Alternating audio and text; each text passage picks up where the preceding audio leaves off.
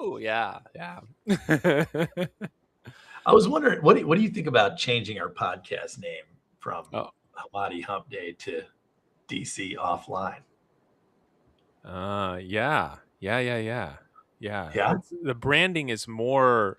I think that branding is more about the two of us together instead of just you personally. So Hmm. I think yeah, the change would be good. Yeah. DC Offline.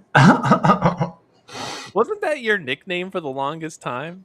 It's still my gamer tag on some things. Really? I used to own that domain, and then somehow I didn't have the auto renew switch, or I migrated I think that's what happened. I migrated all my domains from GoDaddy to this other place, and when I did, That I one did didn't not. make it or something. Well, no, I didn't do the auto renew. I lost like a bunch of domains Oh, when they came up for renewals. yeah. Whatever. Hey, what are you drinking there? What's your drink of choice? Protein shake. What kind? No, I mean we got to shout out our sponsors. When they pay me, I'll shout them out. Oh, okay. Well, hey, I'm gonna shout out this one. This is also a protein shake. This is HEB brand, Oh Formula yeah, Fit. This is the salted caramel. This is my favorite out of the ones that they have made so far. I think you and I Pretty might tasty. actually be drinking the same thing. It's Yeah. big black thing. Yeah. Yeah, Yeah. that's the same thing. Hey. So, but I have it's the chocolate. I do the chocolate. The chocolate. The chocolate. I haven't tried the chocolate. Do you find it? I mean, without being too effusive as though they were our real sponsor, do you approve of the taste? I don't mind giving them, like, a heads up or whatever. Yeah. I A just shout out.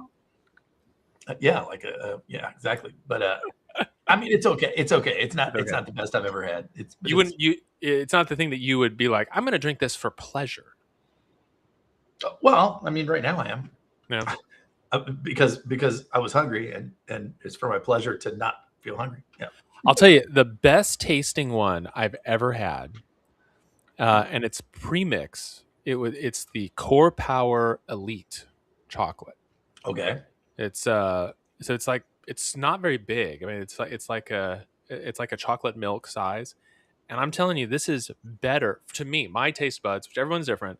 I prefer this one to like an actual chocolate milk. Really? To me, it's better. Now, again, everyone's gonna be different about this. That is by far my favorite. That's a heavy endorsement, man. It's better than chocolate milk. I would rather drink it. Like if I had the two on the shelf and I could pick either one, I would pick that one. And I think that what Loa has is the muscle milk. Mm-hmm. And she typically likes those. And then there's some other brand, whatever. This is all boring. Nobody wants to listen to this.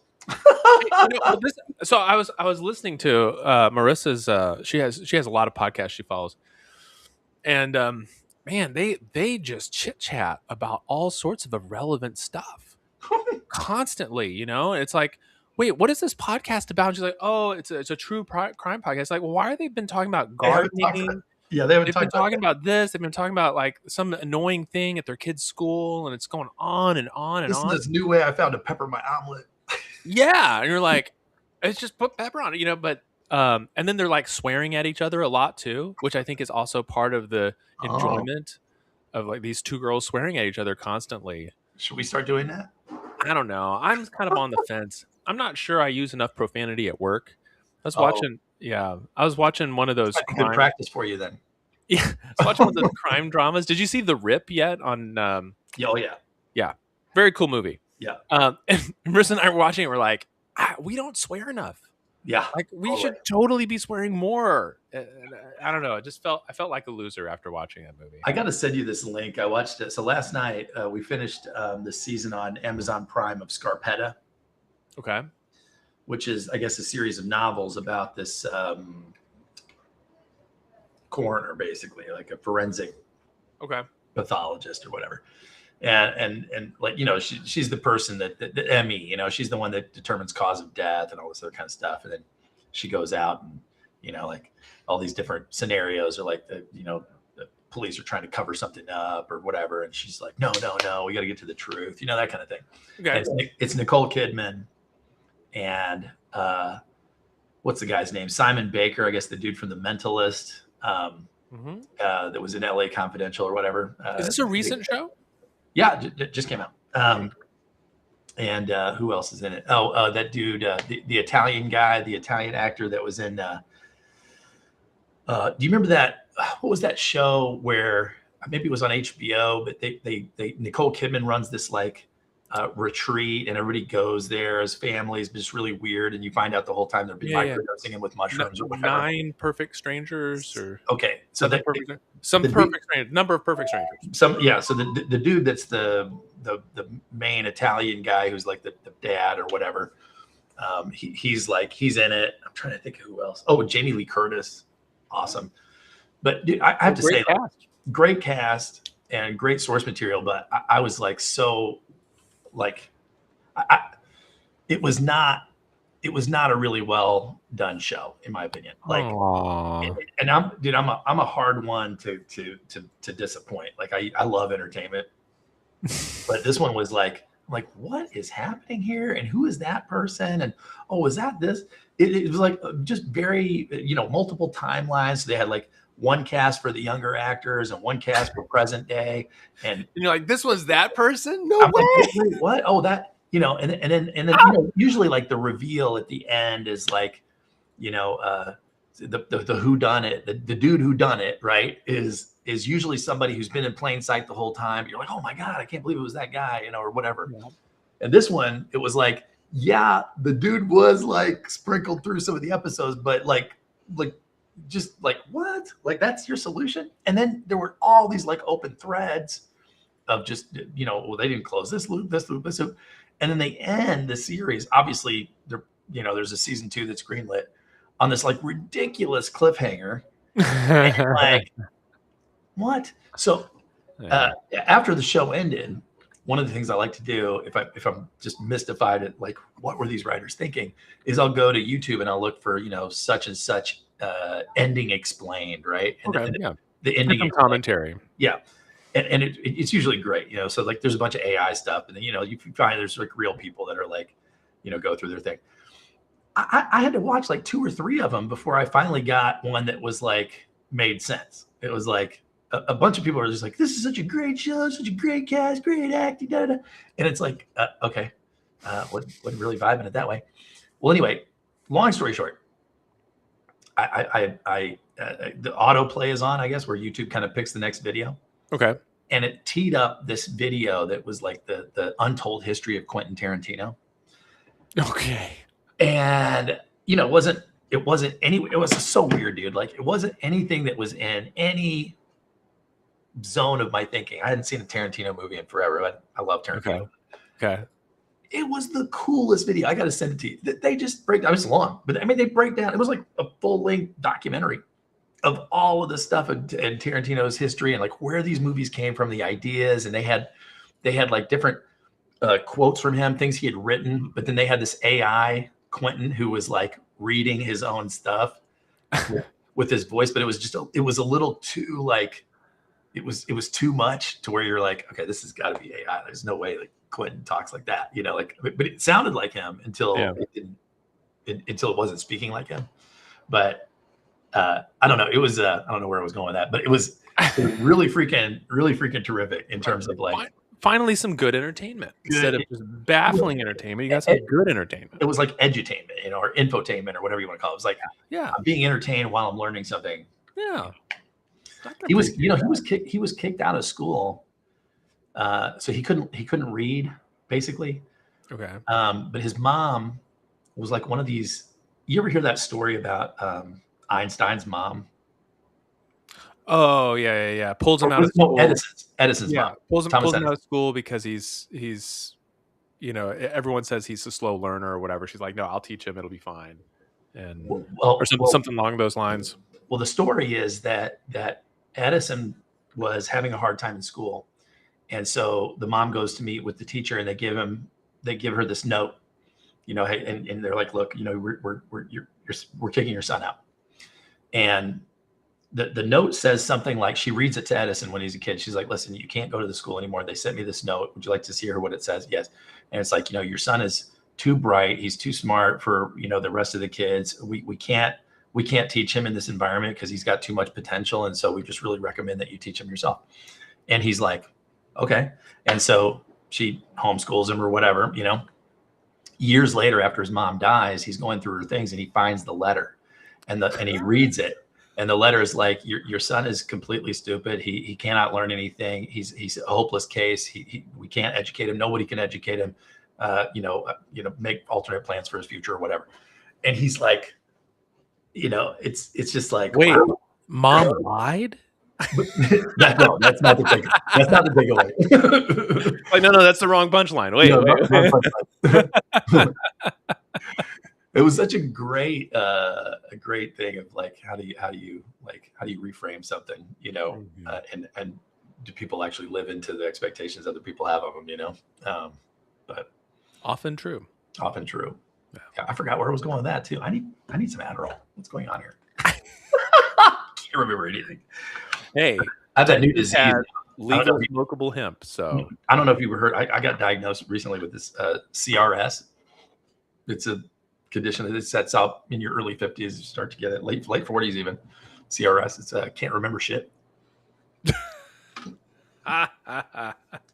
Very serious. Yeah. No, I think I've heard of that before, but I forgot. Yeah. Well, man, what are we going to talk about? There's like nothing going on. So there's nothing going on. There's a lot of stuff. I mean, we could talk about the Uno reverse edition Iran blockade, which I think has, the last time we talked was a couple weeks ago, and we were like, man, I don't know what's going on. This looks like a disaster or whatever. The longer it goes, the more genius it looks to me. You must be looking at different things than I am. So that's okay. Well, let's make the show. I probably am. You sell me on how great this is. No, well, so what? That's one topic. Now, the only problem with that topic is we are in the fog of war, real bad, and so that it's probably whatever we say is going to be foolish. So there is that concern. We can talk about that. I'm trying to think of what other like big things are going on in the world. It's tax day today. We could talk about taxes. Or happy extension day, whatever you celebrate. Extension day. Oh no. Whatever faith you embrace. We're ripping Band-Aid off days. What? That's one of the funniest parts about getting older is you go from like taxes, what's that? And then later it's like, well, there are income taxes. You have to pay them, but you're still claimed as a dependent by your parents or whatever. And then at some point, you're not you're the one. Yeah. And so you write your thing. You're like, oh my gosh, tax day. It's like you get this big refund. Like this is amazing. You qualify for stuff, and your kids are little, and like government's just like giving you money, and then you reach the point where the government's like, no, maybe we'll break even, and then it's like we're paying. Then you're paying. You're like, well, we thought we paid enough taxes already with all the withholding stuff. No, there's more. And then there's like the anger phase where you're still getting the emails or like, it's tax day, put your refund to work. And I'm like, refund? What are you talking about? What refund? I've got a refund in decades. Yeah. Like what? Like thanks for reminding me, that I don't have a refund. But no. If you did have a refund, it just meant that you'd given the government an interest-free loan. So nothing to be happy about there. Right. Well, no, the upsetting part is that I'm still getting the emails meant for the poor people who still get. No, I'm just kidding. Anyway, it violated my elitism. Oh my God, dude. That was like, did you see the Melania press conference where she was talking about how I didn't know Epstein and this wasn't really a thing? No. She rarely speaks out on stuff. Well, dude, it was out of nowhere. It was like, I think it was, when was it? It was a few days ago. Okay. But everybody was talking about it because it's like, dude, like if I heard she had called for investigation to continue or something like that. Yes. Okay. Yeah. Okay. So we're thinking the same thing. Okay. Yeah. And so I don't know if you watched the press conference, but it's like, she's asking for this investigation into Epstein. It's like, you and your husband probably should talk. Pretty sure he doesn't want that. Well, he's not in charge of it. He could pretty sure he did everything he could. He could just direct his DOJ to do that. Yeah. Unfortunately, his hands are tied. Except Congress is mandating it, but our hands are tied. Yeah. But you're breaking the law now. Yeah, but my hands are tied. Yeah, it was. Well, anyway, she part of her explanation was you know, I wasn't friends with Epstein, but, you know, I didn't meet Donald through Epstein. I mean, but, you know, in New York, you know, we go to certain parties and there's certain people there. And so you know, when you live in that world, you bump into these types of people. And, you know, obviously it was a professionally crafted statement, but I'm like, did nobody like run this through the matrix of like, how's your average Joe, you know, in West Virginia, hearing this going to translate that? Oh, sorry for you little people who don't get to go to fancy parties, but for those of us who do, of course, we're surrounded by pedophiles and crazy people, you know, and that's just the world we roll in. And, you know, I mean, it's just like, I don't know, man. Yeah, that's a weird one. Yeah. Hmm. Well, what was the other thing I saw yesterday? Ro Khanna and Marjorie Taylor Greene came out with they want to do a unified platform, new political platform. Wait, MTG is out though, right? She retired, but okay. Her and Ro Khanna and they're basically have this open thing where they're like, look, you know, bottom line is we're going to disagree on a whole host of issues. But one thing we do agree on is the system is completely corrupt. It's captured by the money interests in the country to strengthen their position, and basically everybody else is getting the shaft. And so we can totally agree on that. Not terribly controversial. And so you know, here's what we're putting out there as a platform. Now, I don't know how that's going to manifest itself in terms of like, you know, is he going to be an independent? Is she going to run again? I mean, like, I have no idea. I think she retired a little prematurely. From my own standpoint, it's like, look, you had an election that at the end of this year that you could have stood for, and I think you know, look at what's going on with Tom Massey. Like with Massey, I mean, Trump has pulled out all of the stops to get rid of him. You know, I mean, he's endorsed his opponent, all this stuff, and Massey, his popularity keeps. The more Trump attacks him, the more Massey's popularity goes up with Republicans. You know. Yeah. Well, he's very popular in his district.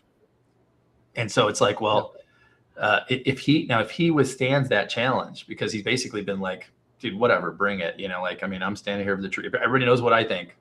I don't have to change my story because I'm just, these are the facts and this is what it is. You know, I've always been doing. So spin away, you know.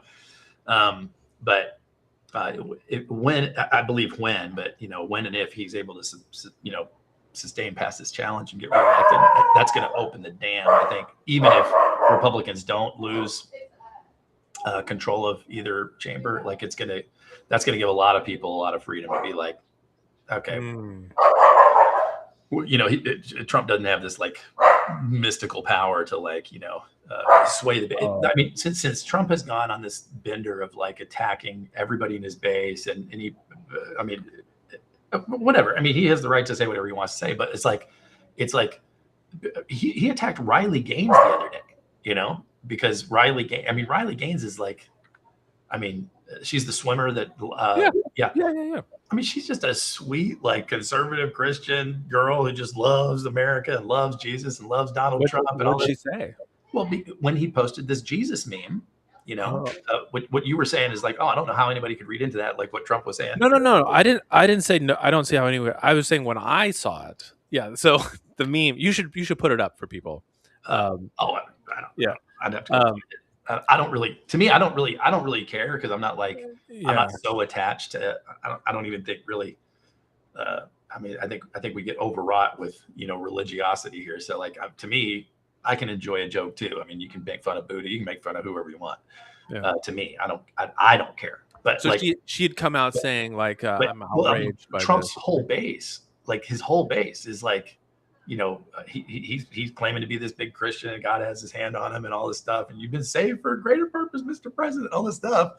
And then now he's posting memes of him, like whether he intended to or not, maybe he's completely ignorant. I mean, he doesn't know anything about the Bible either, 2 Corinthians and whatnot. So it's like, okay, it's perfectly feasible to me that he had no clue. And it was like, oh, this is a cool, make a picture of me, you know, as a saintly figure, healing the sick.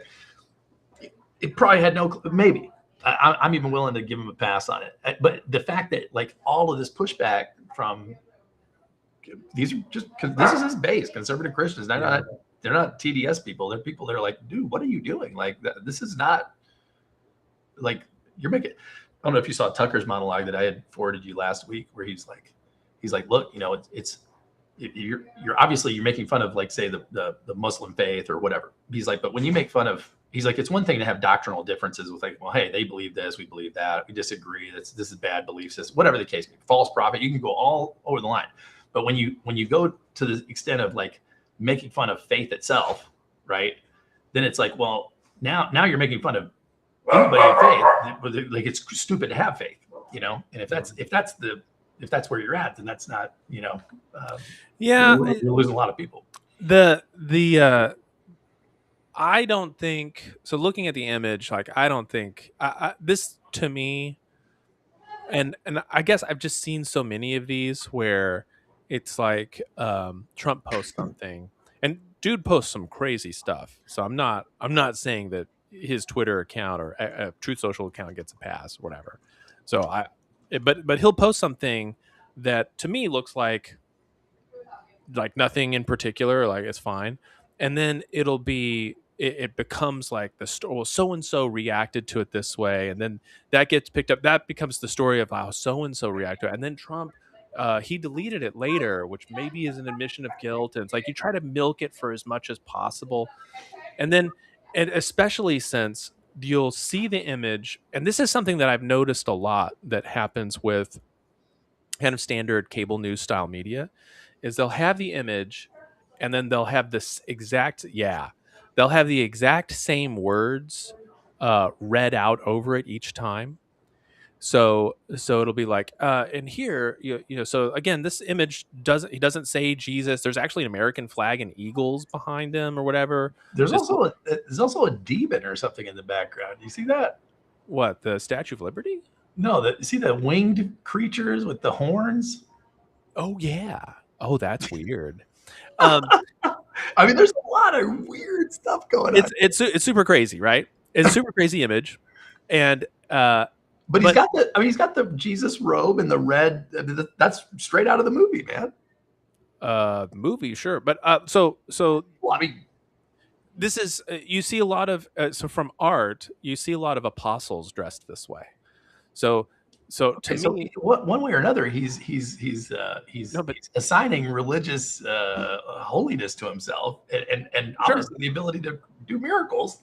But except and here's the thing, right? So you look at again. It doesn't matter to me. I'm just saying, if Christians and Christian leaders and the Pope and all these other people are coming out, so here's kind of the process, right? So you look at this picture, and this picture could mean all sorts of different things, right?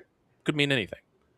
Now, the goal is to kind of have everyone agree that this picture is not just Trump in some sort of weird religious pose with the American flag behind him or dressed as a saint, but is actually he's pretending to be Jesus, and also that he's making fun of Christianity. And so then what you do is, once we've all agreed to that, then we're going to show the picture, and every time we show the picture, we'll say, in this tweet where our post on Truth Social where Trump mocks Christianity by pretending to be Jesus, blah, blah, blah, blah, blah. And then this person says, you just always describe it the same way. And so then when people see it later on, they'll be like, oh yeah, we totally know Trump mocked Jesus. And you're like, well, how do you know that? Well, we all saw the picture. And it's like, well, you saw the picture, but what you remember was the interpretation of the picture that was sort of decided for you. And so well, I mean, was it? Or yes. So this one to me looks so that's your assessment. That's your This is my opinion. Yeah. And having seen this done many, many times, this to me looks extremely coordinated. Now it may be. Hold on. Okay, but let's say I grant all of your things here. Look at this picture. Yeah.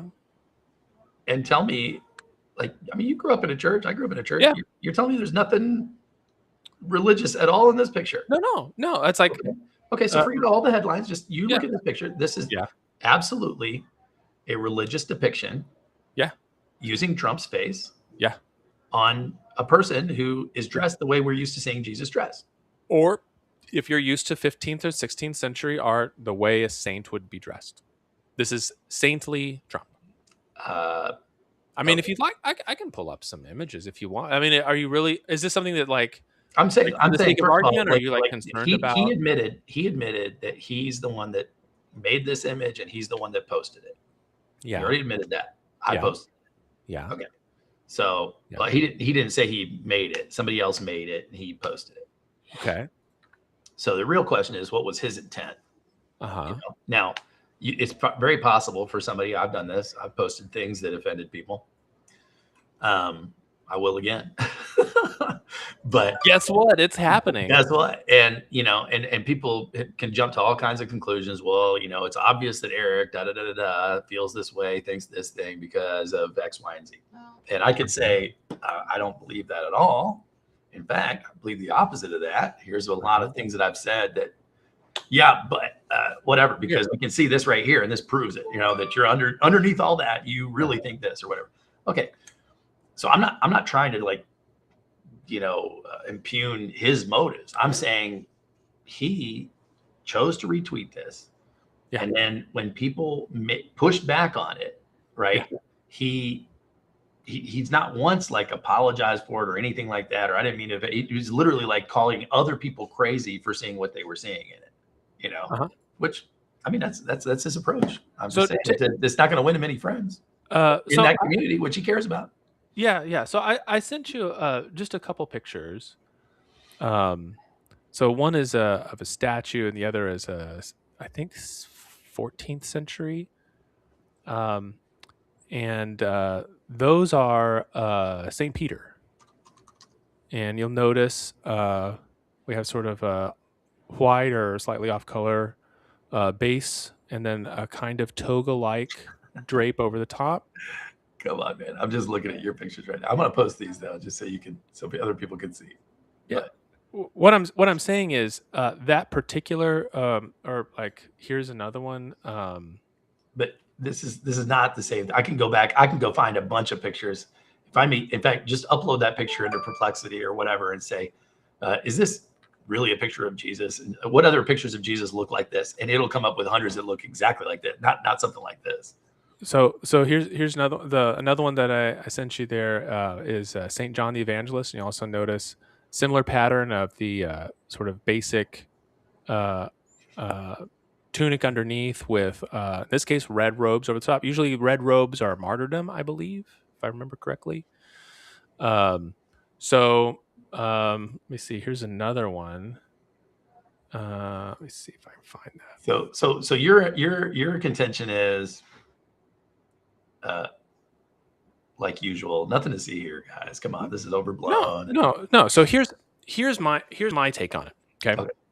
My take is that image, the original image, could mean all sorts of things, right? Now, that said, there will be a group within evangelicalism, a group which you and I are very familiar with, who would find it, even if you look at it as saintly Trump, would find it to be disrespectful.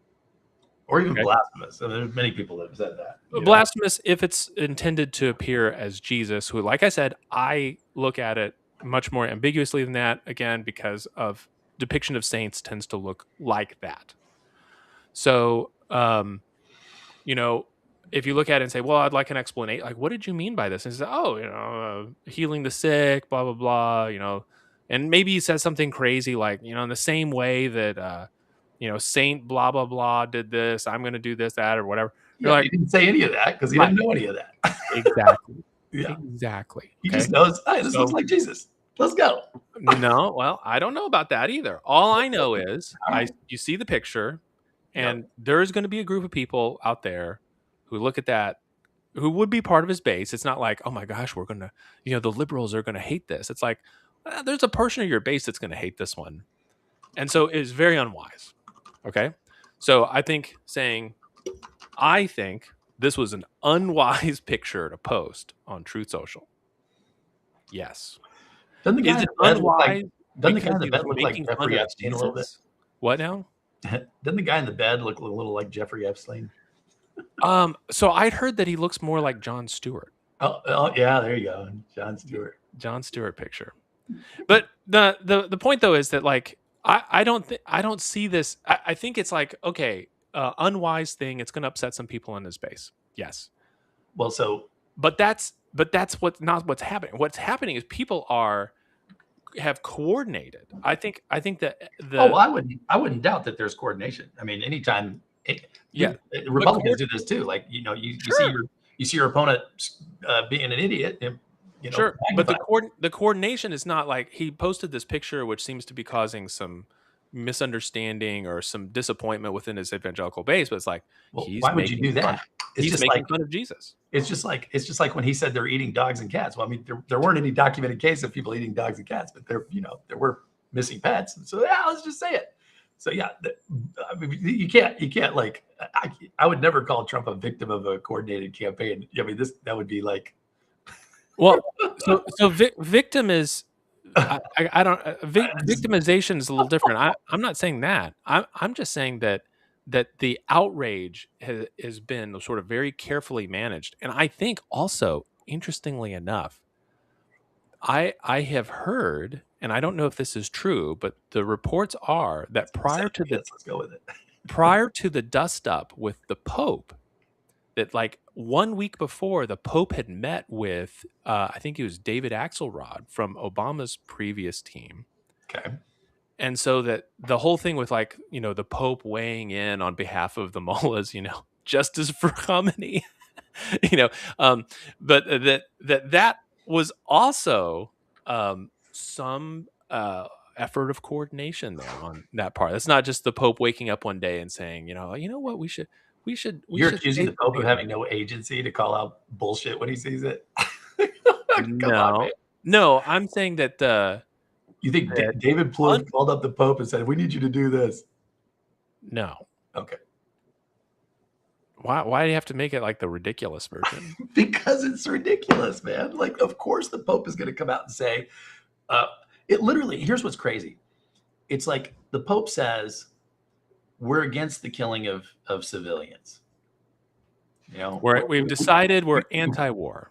That's not what he said. He said, hold on, fellas, we'll pull it up. Let's see here. Pope tweet. Pontifex. I'm just going to pull up. Disliked. This Twitter. Is it the one about peace? No, that was just a couple hours ago. He had some sort of generic things about humility and peace. Right. And it was like a totally go against wickedness. Right. What was the thing where he weighed in specifically to the Iran thing? Where was that? Let's see here. What was the Pope's initial statement that got Trump pissed off?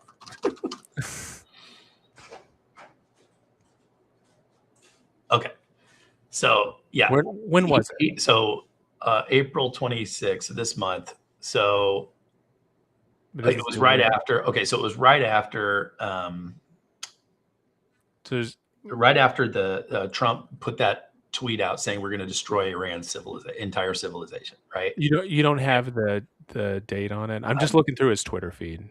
Sure, man. Let me hold on.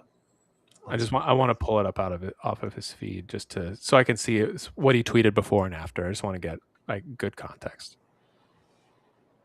Mm-hmm. It was after Easter, right? It was right as Trump was okay. So issued a rare rebuke of President Trump on Tuesday. Here, I'll put this up here. Tuesday. Okay, saying it's truly unacceptable to threaten to wipe out Iran's civilization. He did not mention the president by name, but it's clear who. So today, here's his quote. Today, as we all know, there's also been this threat against the entire people of Iran, and this is truly unacceptable.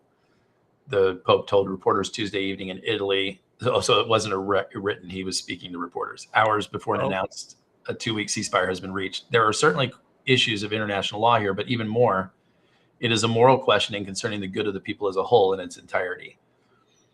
And which is not only is something pretty weak, totally weak, very chill, and it's not an unreasonable thing to say. Like a lot of people, including myself, like interpret hey, we're going to wipe your entire civilization off the map. That's the kind of thing that we used to say, that, well, the Palestinians say this about Israel, so of course Israel has the right to go kill them because they're threatening them, right? Well, it's like, well, so if that's so egregious that we can let Israel off the hook, for international law and all this other kind of stuff, and yet we can say it, and it's like nobody can criticize us or say that it's, of course it's genocidal language, and so, but when the Pope says something like, hey, we pray for peace and all this other kind of stuff, and it's like, oh, you're anti-war, you're a communist, you're blah, blah, blah, all this stuff. It's like, come on, man. Like, at some point you're like, you look at the, to me, I don't care in the sense that I think this is just going to make it easier, unfortunately, for Democrats to get a toehold back into the deal here. But I mean, it's just crazy to me. He had this like unstoppable looking coalition, and he's just like, oh, let me just piss off anybody who was interested in Epstein. Yeah. Let's piss off anybody who's a Christian. Let's piss off anybody who's Catholic. Just like, yeah. So that's interesting. You point out. I think the MAGA coalition, I think is I don't think it's full of natural friends, if that makes sense. Right. No, it's the same thing as this Ro Khanna and MTG thing. It's like, look, on these issues, we agree. And I think those issues were no new wars, no new wars, focus on domestic policy, cutting the federal government spending, cutting defense. He said, cut defense. We're going to cut defense. We're going to realign to focus on domestic issues. The rest of the world can do whatever it's going to do, and we're going to just stay focused on home, because the system that politicians have been screwing the American people and blowing all their money on foreign war. I mean, that was the thing, right? And even I'm down with that. Like, I'm like, look, that makes total sense. Speaking my language, I'm in. I mean, I'd appreciate a different approach here and there and whatever, but like, and the immigration, right? So, I mean, what does he have left now? I mean, just immigration, really. I mean, everything else he's reversed himself on. And it's like, I don't know how you do this whole like promises made, promises kept routine when it's like you've increased the amount the money federal government is spending. You have cut, and Epstein too was another big thing. Transparency. That was another big thing from the campaign. Yep. So you literally done an about face on transparency. You've done an about face on foreign wars. You've done an about face on interventions. You've done an about face on defense reductions. You've done an about face on whatever. And it's like, okay, well then I don't know what else we have that we're all hanging out for, Yeah. Tell me this. So thinking about elections, right? And I don't want to, I mean, we can if you want. I'm not sure how interesting it is to our audience to be like, so, the scorecard or whatever. But thinking about midterms coming up, it would seem to me that the primary thing to do now is to either maintain, I mean, you're going to try to maintain a hold of both houses. Who, Republicans, you mean? Republicans. But I'm saying, who cares about that anymore? Well, because like what part of the constituency cares about Republicans keeping control? Certainly none of the people that cared about Epstein care about that. None of the people that wanted to reduce foreign wars care about that. I mean, like, you can go down a whole list. But I would think if you're not going to go and vote for Republicans for that. If you think if you're putting yourselves in Trump's shoes, right? If either House or Senate switches control, that group then becomes the stop Trump at all costs body. Like, that's basically what they become. Yep. So like nothing will happen. Nothing will get approved. All of your people are going to go be subpoenaed for endless. Like, I mean, it's sort of like whoever you just pick your administration person. It's like, Secretary Rubio is going to be permanently subpoenaed. He's going to spend every day in front of yet another committee for hours being yelled at.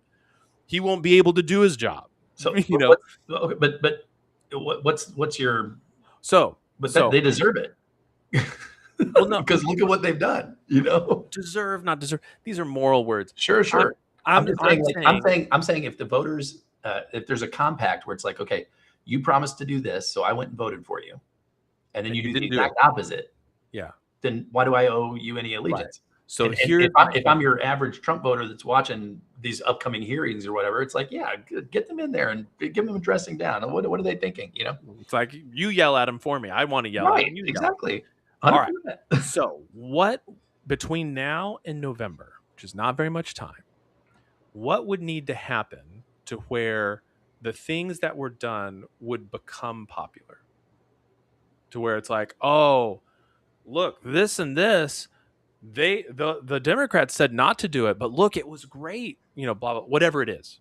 What would you look at and say, yeah, these could be, maybe not yet, but could be such big wins that we'd be like, yeah, we wanted this, but what you gave us was even better. Okay, good. Let's start with Epstein.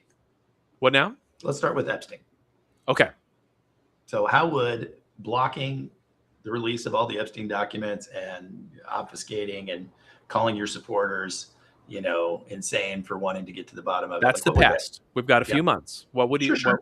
Yeah. So what would need to happen for everybody to go, I'm really glad you didn't give us that information? When you gave it to us back then. What?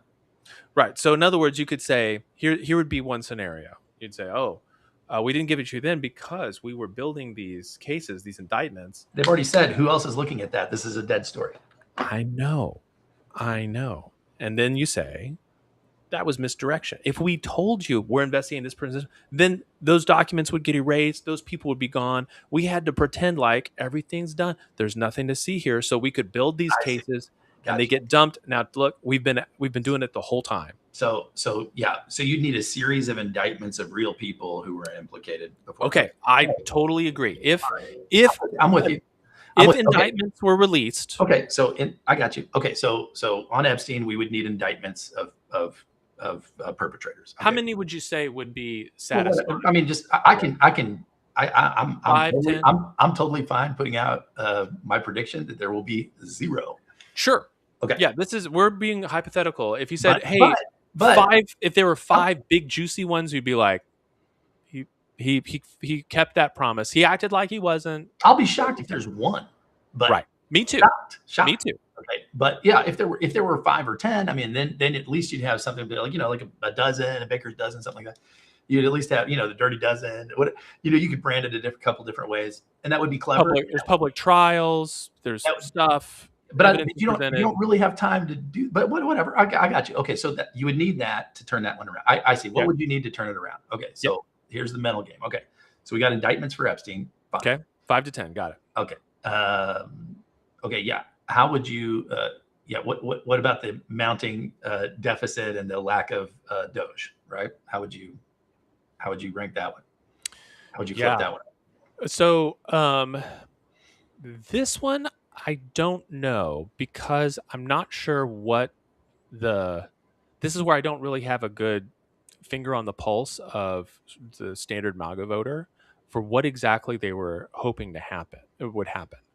Because I think some of them, the more anti-government side, would be like, why does the Department of Energy exist at all?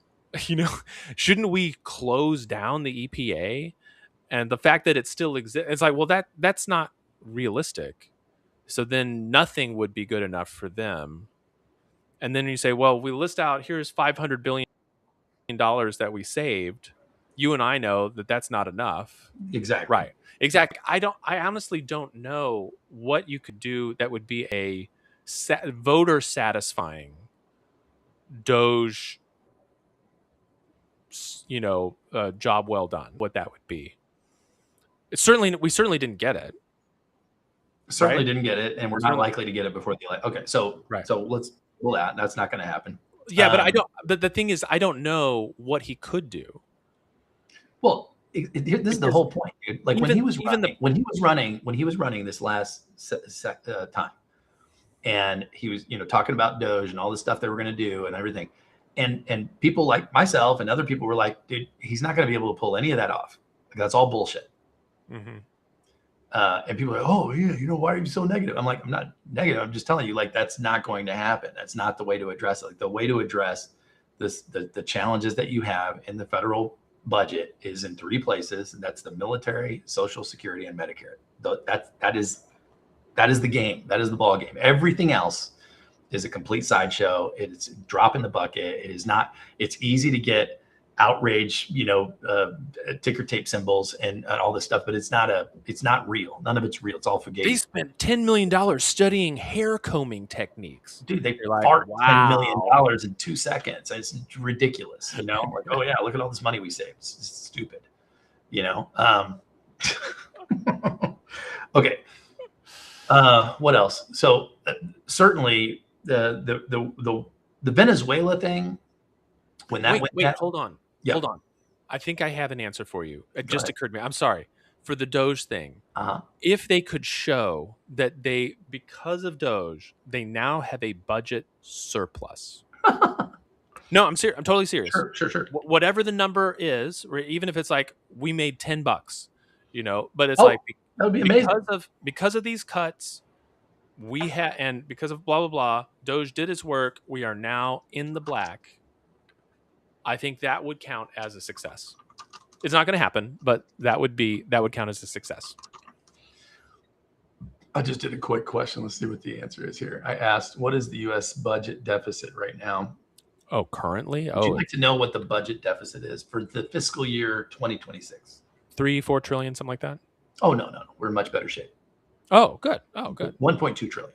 Oh, so nowhere near as bad as the Biden years. Right. 1.2 trillion. So over the course of 4 years, if we keep that pace, we will have added 4.8 trillion to the national debt in 4 years. Now, I don't know how that compares to the Biden years, or Trump one, but let's do that. If we continue at that pace, what will the debt that Trump 1, Biden 1, and Trump 2 have added to the debt? That's terrible grammar. Thank God for AI. Like, your grammar. I know what you mean. What a great question. What a great question. I really appreciate you asking. I understood. I got you, bro. Yeah. Oh no, it's thinking. It doesn't know. It's like, what? Okay. Oh no, here it comes. Analysis. I had something. Oh, here it is. Okay, so. Oh wow, this is crazy. All right. Okay. Do you have any idea what the projected debt at the end of January 29, at the end of Trump's term, is going to be? If you had to guess. I don't know. 35? Okay, so debt at the start of January 25, so when Trump was inaugurated, was 36.2 trillion. Okay. The estimate. Wait, 26? 36.2. 36, okay. Debt added so far as of April 26, 2.77 trillion has been added just in the last 16 months. Projected total added at 7.5 billion per day, which is what we're over right now. So we're borrowing 7.5 billion a day. So it's like, we saved $10 million. 10.96 trillion. So the projected debt at the end of Trump's term will be 47.17 trillion. Would you like to guess what the debt was when Obama left office and Trump took over? So it will be 47 when he leaves. Yeah. What was it when he took office? 47. That's poetic. 47. That's good. Was it under 20? 19.9 trillion. Nice. So 2.5 times, 250% increase over Trump and Biden. Yeah. Hey, modern monetary theory, man. You never have to pay it back. You just keep borrowing. That's the idea. So Trump's first term, he added 7.8 trillion to the debt. Joe Biden added 8.4 trillion. And then Trump will come back and add another 11 trillion. Nice. Trillion. Yeah. In 4 years, $11 trillion. I love it. 4 years. And yet it's like Obama when he left in, what was that, 2016. So the country was 200 and some years old. In that entire 200 years, we added 19 trillion, but we're going to add 11 trillion just in these 4 years. Yeah. But nothing to see here. No problem. No, I mean, you know what I think about this. I think we're headed for currency collapse. So, well, oh my goodness, what a crazy prediction. Russell, how can you make this prediction? no, I know. I mean, sorry. It's like, this child can't read. I don't think he has a very good future in front of him. What? What? Oh, that's where I was going with that Tarantino thing. It just came back to me. He was saying that when he was a kid, he was really bad at school. He couldn't read, couldn't focus. He was constantly antagonizing people in the class, and it just kind of reminded me of Brooks a little bit, listening to it. But his mom, like, they wanted to put him on all these meds and whatever. His mom was like, absolutely not. We're not doing that. And literally just was a bulwark against him having to take, like any kind of like sedatives or whatnot.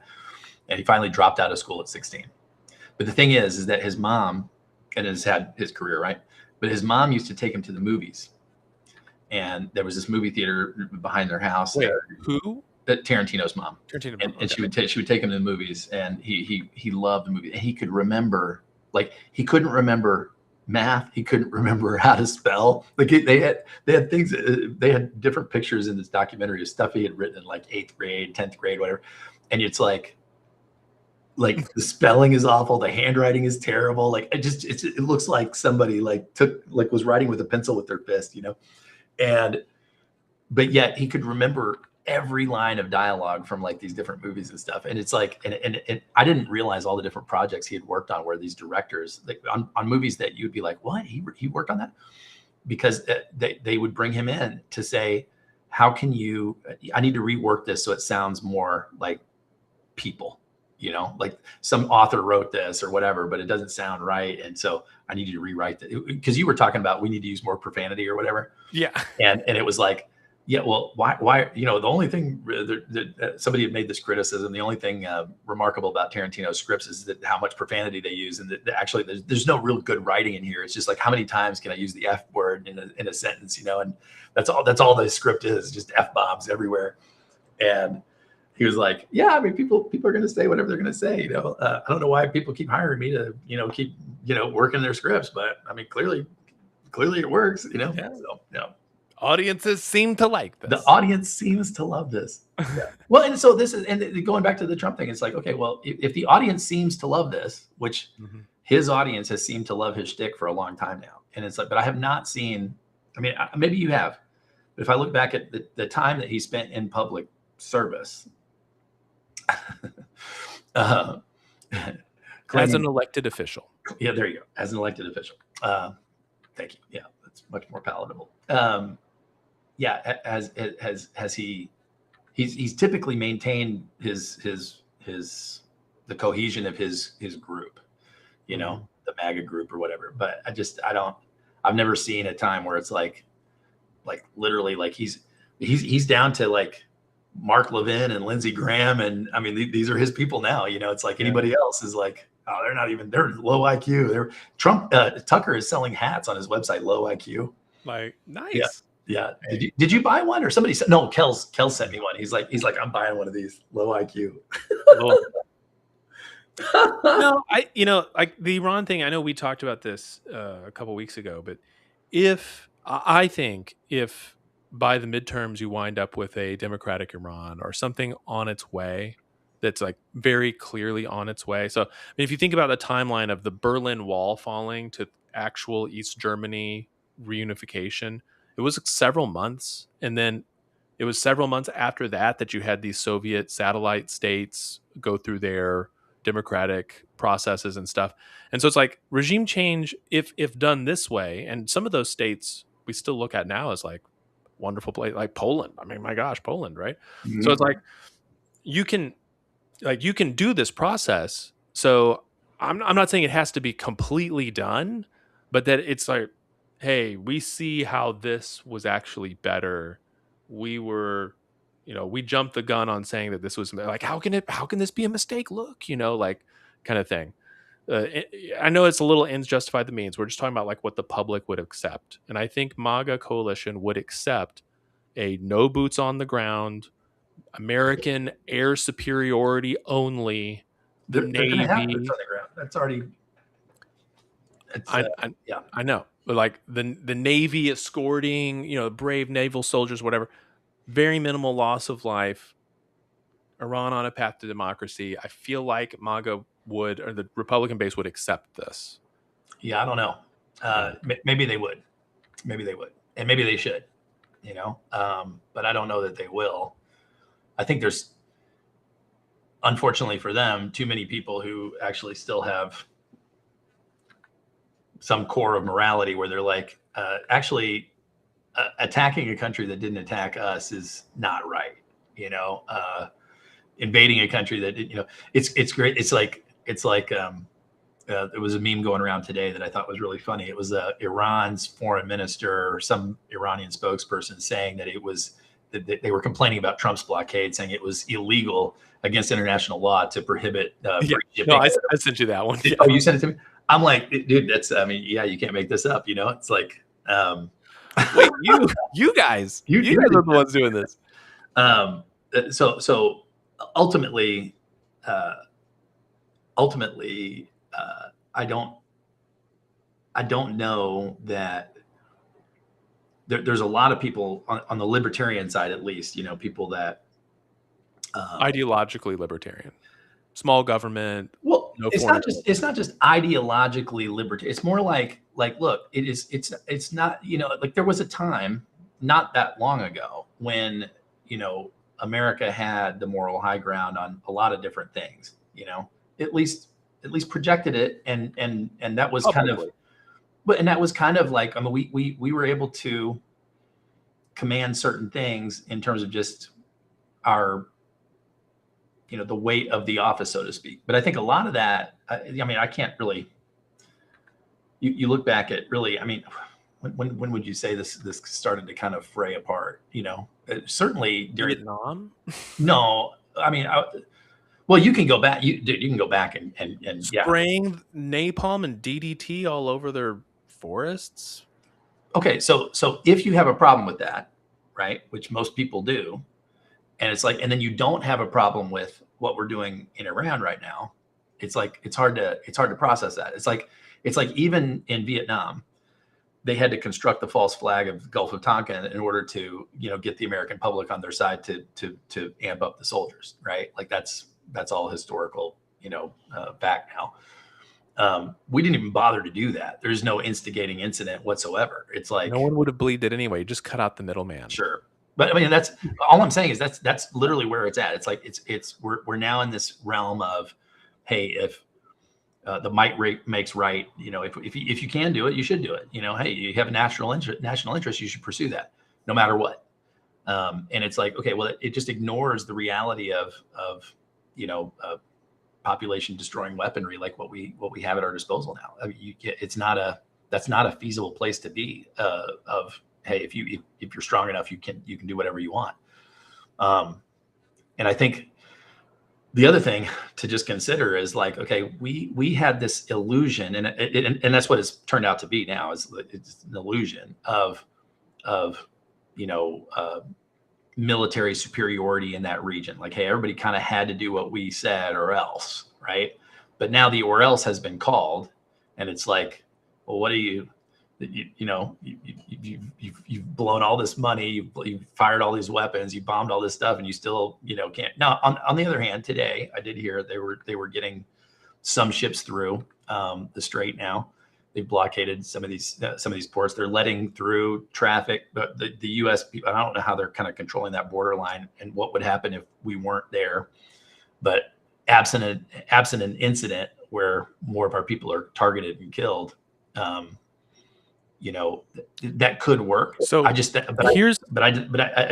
think, even if you came up with some rosy scenario at the end of like, okay, we have this, let's say there's some person in the IRGC that steps forward as some kind of reasonable, broker. They're not going to agree to the IRGC being dismantled by any means. That's not even on the list of things that they need in their talking points. Like if you look at the list that JD Vance went over, there was like, hey, these are the things that we need. None of it was, we want to see an election and a democratically elected government. So like, no matter what, if it either continues or it ends with the IRGC still in control. And even MBS is saying, hey, that's unacceptable. So like, I don't see how it's going to end before the midterms. Certainly it'll still be a conflict zone. I mean, unless Trump just completely is like, I don't care what MBS thinks, and I don't care what Israel thinks, and I don't care what anybody thinks. This was a huge, colossal debacle, and I want to get out of it as quick as I can. And so let me spin this as a victory and get out of there. I don't think that's going to fly. No, so that I don't think that would. And I do think, though, I think that the blockade, I think, is a larger, when you say, well, our bluff got called or whatever. I think this was the sort of the opposite took place here with it's like, this is a counter bluff that got called. So it's like, okay, look, you're going to block the strait except for, people paying your ransom and all this other stuff. It's like, no, we're going to block the strait. We're going to block it for everybody that is on your side, and Right. we're going to allow our stuff to come through. And, if that, you can't, I mean, there's only so many days that you can store oil that's being produced, because you're going to run out of storage space. That's right. And then once that happens, you have to start shutting down wells. But when you shut down wells, it's very hard to restart them. That's right.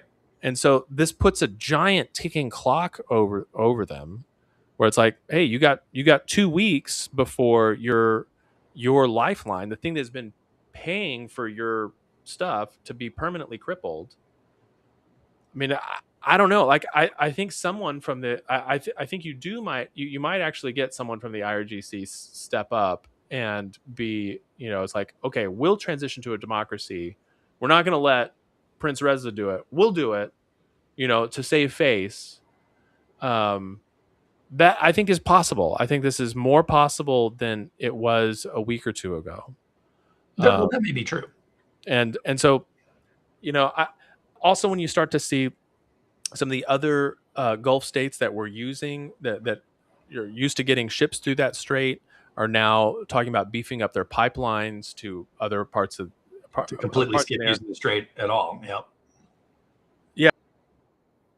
So then it's like, oh well, basically it can't be read like, hey, you guys better look the other way when we're doing all of our nasty stuff, because if you don't, we'll close down the Strait of Hormuz. And it's like, well, now that you pulled the lever, it's not like you can unpull it. It's like, oh, now that card sort of becomes worthless.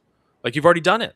And so now, as the world adapts to that, you lose all your leverage by actually shutting down the strait. So I don't know. How do you see that? Like, as long as they can keep the strait closed or interdicted in some way, yeah, they continue to hold that leverage until all of the pipelines are built and established and the oil is funneling some other way. Like right now, all the other oil producing states, they have the same problem Iran does. Like, they got to get their oil out too, and the rest of them are ostensibly our allies, and right. So they're looking at it like, dude, you can't even. So currently, I believe those ships are being escorted out by U.S. Navy. Which, again, fog of war stuff. That's my understanding, is that they are currently kind of single file being escorted out. And as they are being escorted out, no one is being allowed to leave from Iran's ports. That's right. Right. So they're coming out from the other Gulf states, but like, as they're already starting to ramp up pipeline access, and I know that takes time, but it's like, well, they got to build it. I mean, these are months-long projects. Right. Yeah. Exactly. If not years long. But some of those pipelines are already there. They just need to be expanded. So it's not like we got to like clear the land. Like, there's already a pipeline. We just start laying more pipes, right? So I'm not saying it's an easy thing, but it's not as bad as starting one from scratch. So yeah. So I was just looking here. So the pre-conflict 20 million barrels a day. Initial crisis less than 1 million barrel a day, but current as of right now 3.8 to 5. So you're still at like 25%. Mm-hmm. And then the alternate route, which is the Saudi Arabia and UAE have their pipelines that bypass the strait, have jumped from under 4 million barrels a day to over 7.2. So that's taking another let's say 3 million. So they have some excess capacity there that wasn't being used. They did now, but now they don't. Right, now they don't. Yeah. So now it's maximum capacity there. So then even for ships allowed to pass, and this is the real. Somebody else was making this point earlier. It's not even that the guns or the bombs or the mines or what stops the traffic. It's the insurance, because if you can't insure the cargo, then who's going to want to take it anywhere? They can't take it anywhere. And so it's literally now you have a Lloyd's of London situation where it's like, well, dude, we're not going to insure anything going through there because unless we have certain assurances or whatever else, maybe a backfill or a stop loss guaranteed by the government, the U.S. government, which now it's like, okay, well, now what are we talking about spending? So again, all of this. So when you add up, let's say, I think actually, what's the number here? What are we spending? So that 20, you said that was 20 flowing through there. Is that was before? Before, right? Is that 20 everyone, or is that 20 the Gulf states other than Iran? Okay, so do we know how much of that was Iran's oil? No, I don't know that. Okay. Hold on, I just got an answer to that. Okay, so what percentage of the 20 million barrels a day was Iran's oil versus other states? So the question I was asking earlier was, so before the 2026 conflict, Iran's share of the volume transiting the strait was relatively small compared to the massive exports of Saudi Arabia and Iraq. So out of the approximately 20 million barrels, here, let me share this up here. Chrome tab.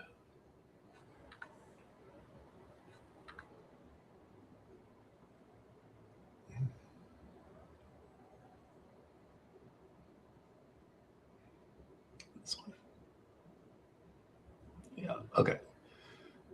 All right, so country of origin. So the biggest one was Saudi Arabia at 6.23. And then Iraq at 3, UAE at 3, Iran at 2.5. 2.5, yeah. Okay. So you got 19.2. So then if you have, you said 4 and some change are flowing through there now, none of which is Iran. Right. So so let's call it 5, and then let's call another 7 through, and that would take care of Saudi and UAE. Well, actually, no. So Saudi and UAE together is 10 through the strait, and they're pumping now 7 through their pipeline. So assuming that all the strait was shut down, they would be 3 million backstopping. But if those are allowed to now come through the strait, then maybe they can, over the next few weeks get that surplus out. So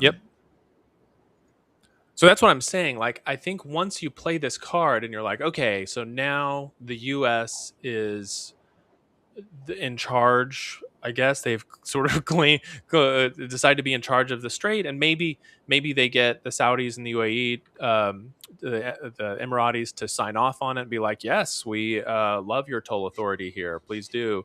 In fact, we're asking you. So let's say that they arrange all that stuff. Then it seems like then the strait becomes a liability more for Iran than for anybody else. So by shutting it down and by having it sort of counter blockaded this way, that now Iran is the one that can't use the strait, and they need it more than everybody else does. So in that case, it's almost like we're all standing on a it's like we're all standing on a branch or something, and Ron's the closest one, and they're sawing it off like we're all going down, and everyone like moves to the other side of the branch. They're like, you guys hear me? I'm gonna cut off the branch, and it's kind of like, yeah, we're already on the other side, you do you. So I don't know, I kind of feel like this was a big shift in who's ahead. I guess. But so this is by doing this. That's my I hear you. So Yeah.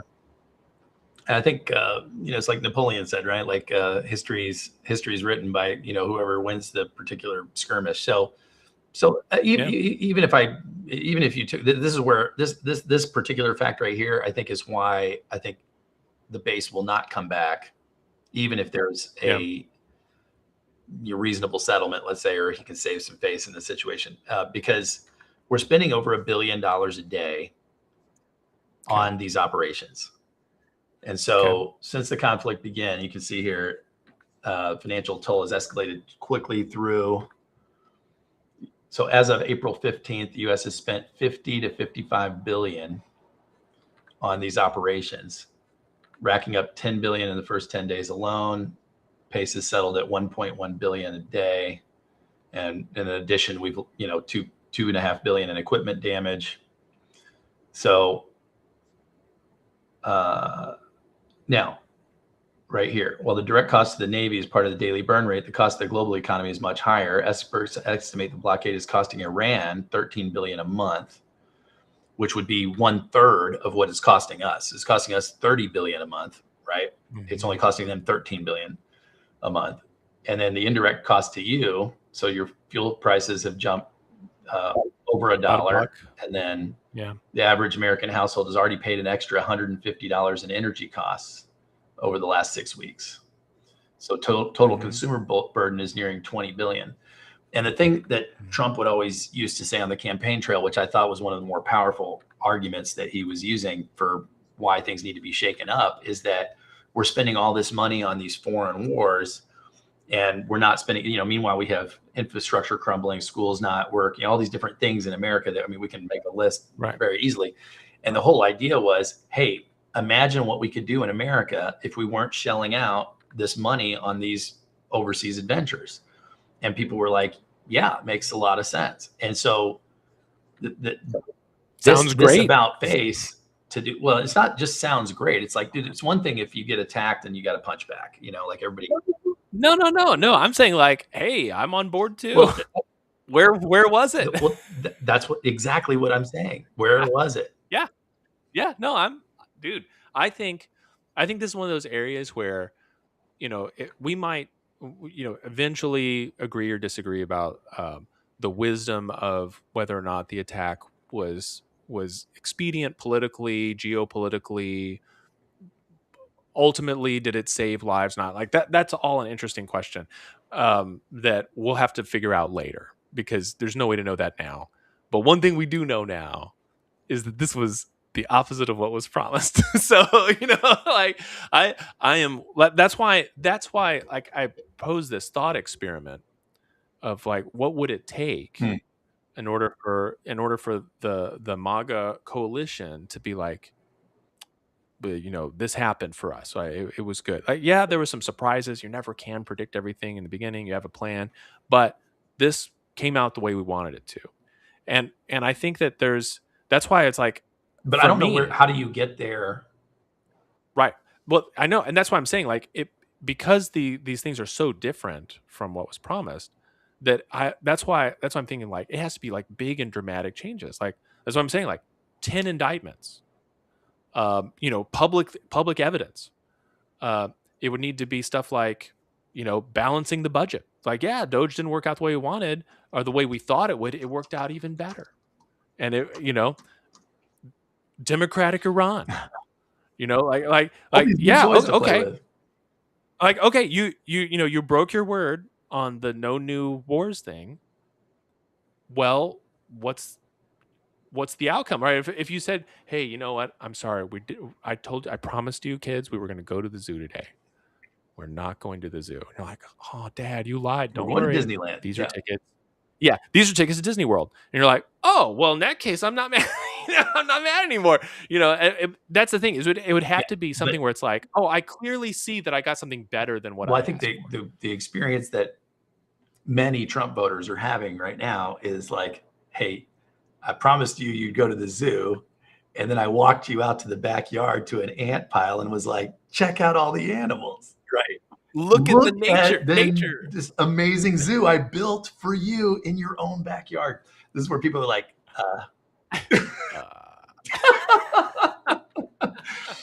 Now Yeah. I do want to I pivot agree. if you're cool with Yeah. because I found this one something I can give these guys some credit on and some really good credit, Okay. which is on aliens. So Oh no. uh, I have been trying to avoid this oh, story but as much as no, you can't do possible. it anymore, man. Now I We're can. gonna talk about it. Okay. All right. Now, why have you been trying to avoid it? I got burned on the X-Files, Oh, man. did you? Turns out the truth wasn't out there. Oh man, I have to. There's one of my favorite movies that came out a couple of years ago is Ad Astra. Have you seen that? Yeah. I really like that movie. Loved that movie. Loved it. That is quite the remake of Heart of Darkness. 100%, dude. Yeah, I didn't even connect that, but yeah, 100%. That's great. So they've been doing a lot of stuff like on the disclosure path. There's a congresswoman, Okay. Anna Paulina Luna.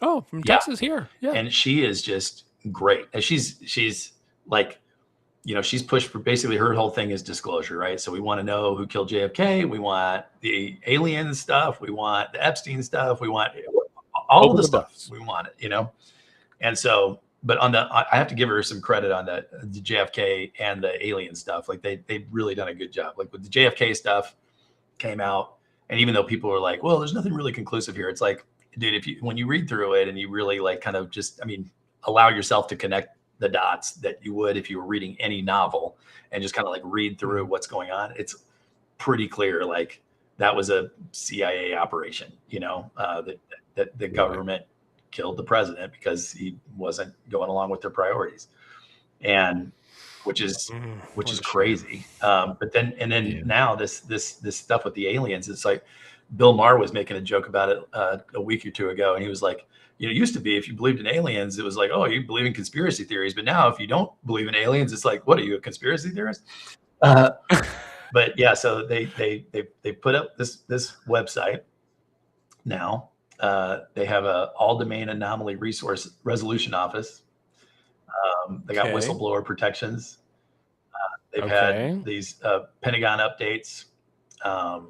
They've had they've released these footages which were previously like classified, but it's like, well, no, here you go. Here's the video of these things acting like nothing can act, and it's like unresolved. Was it unresolved physical objects? Yeah, with so we still don't know what those unremarkable but unexplained flight pattern. In other words, like not unremarkable meaning they're not over classified areas or other things, and then they have a new AI suite they're deploying. The Pentagon's deploying to try to, but some of these documentaries stuff. Not Claude, though. Yeah, not Claude. Yeah. I love that. That's my favorite story now. Yeah. So, but you don't have anything to say here because you've been trying to avoid it. So I've been trying to avoid it. What have you come up to any, like, as you've looked through it? Do you see anything in there that's like looks like there is the government has been sitting on strong evidence for aliens? Oh yeah, dude. There's a super ambiguous. In fact, there's a movie that just came out, something full disclosure, something like that, that you can watch. That, in fact, I recommend everybody watch it. It's fascinating. It's like all these top-ranking real government people that are like, oh yeah, this happened. We were told not to talk about it. Now we can, obviously. And so, like, I don't know whether ultimately, like, there's no record of anybody like having a conversation with another being or something like that. So it's all like pieces of ships or in some cases organic material that's from non-human sources. And so you're like, like whether it's an arm or a leg or whatever, but like just to me, as I'm reading through it, it's like, do I think they're aliens from another planet? I don't know. It's certainly not human though. And it's certainly not obeying any of the laws of physics that we're used to. So like either it's certainly some advanced technology that's being deployed by some group that is not us, Yeah. And it's the Age of That's Disclosure. it. Age of Disclosure. Movie. Yep. Oh, okay. It's available to rent or buy. I will put it on my list. Cast is Marco Rubio, Kirsten Gillibrand, James Clapper. Who are these people? Right. Who's that? Anna Paulina Luna's in it. Dan Crenshaw. Our one-eyed person just got primaried out. One-eyed, one-armed, flying purple people eater. What a surprise! Yeah, this is it's good. It's well worth watching. Yeah. Okay. And you can take it with a grain of salt or whatever, but it's just this is what's being discussed. This is on Capitol Hill. This is all over the place. So it's not it's hard. It used to be you could say, well, this is a serious endeavor. It's happening on Capitol Hill. Now it's like it's happening on Capitol Hill. What, you know, another tent in the circus. Yeah, exactly. Yeah. No, I've been trying to keep out of it. The way I see it is, there's basically two alien scenarios that would interest me.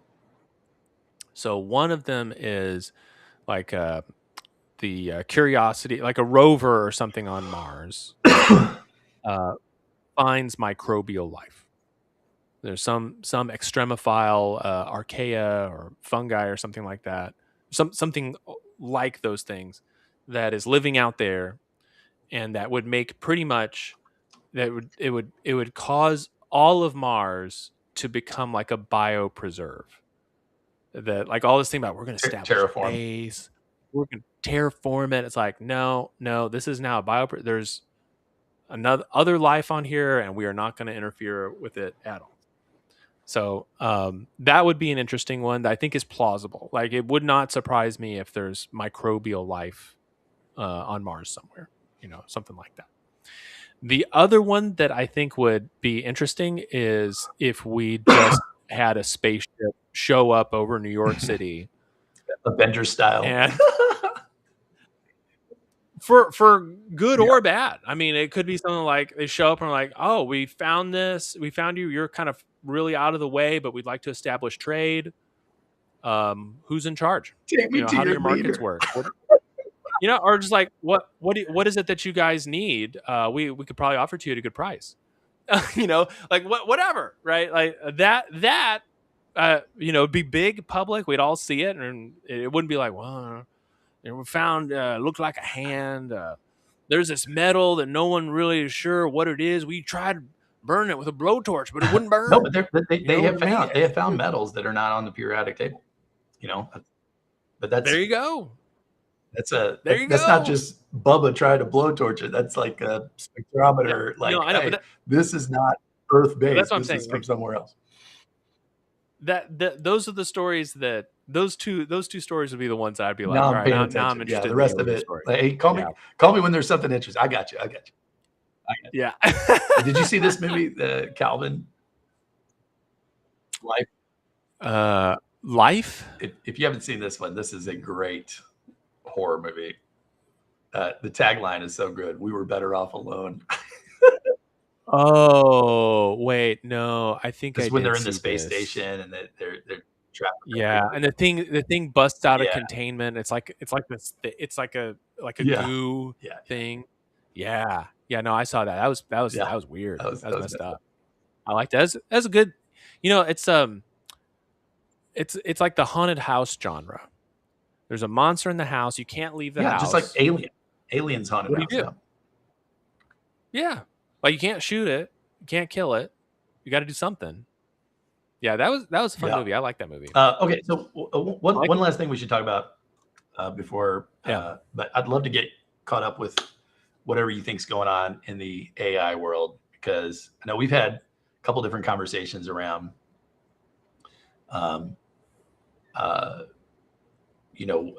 what's the direction that it's going? What's is it something to be worried about? Yeah, people are, I've sent you a couple links of different prophecies about, the Terminator future or whatever. So yeah, but where are you at with it? So none of these warnings, by the way, have stopped me from playing with it. So I'll just put that out there. So the warnings have been mostly coming from Anthropic, and Anthropic is a fundamentally dishonest company, as opposed to the other ones. So I gotta say, think I think Sam Altman has OpenAI. got to be the most dishonest person I've ever seen. Yeah. So Sam Altman is dishonest, but I don't see the research coming out of OpenAI and be like, these are mostly lies. Like it's like, yeah, okay, whatever, it's research. I think Google is an evil company, but I don't think that their Gemini group are like fundamentally dishonest. I think that they Google tries to profit by taking the wrong money from the wrong people in the wrong way, but that's different from being a fundamentally dishonest. And I think Anthropic is fundamentally dishonest. What their shtick has always been.